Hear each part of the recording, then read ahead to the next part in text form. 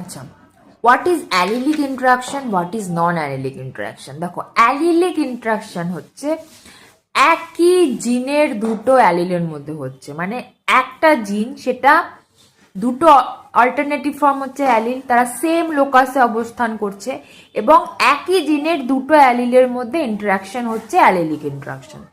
নন allelic interaction কোনগুলো? দুটো আলাদা আলাদা জিনের মধ্যে ইন্টারাকশন হচ্ছে। দুটো আলাদা আলাদা জিন মানে তাহলে তাদের অ্যালিলগুলো আলাদা আলাদা হবে। তাহলে দুটো আলাদা আলাদা জিনের মধ্যে যখন ইন্টারাকশন হচ্ছে তখন তাকে বলছে নন অ্যালিলিক ইন্টারাকশন। সিম্পলি নন অ্যালিলিক ইন্টারাকশন হচ্ছে জিন ইন্টারাকশন, জিন জিন ইন্টারাকশনকেই বলছে নন অ্যালিলিক ইন্টারাকশন, যেটা দুটো আলাদা আলাদা জিন তারা আলাদা আলাদা লোকাসে অবস্থান করছে, তাদের মধ্যে যে ইন্টারাকশনটা হচ্ছে সেটা হচ্ছে নন অ্যালিলিক ইন্টারাকশন।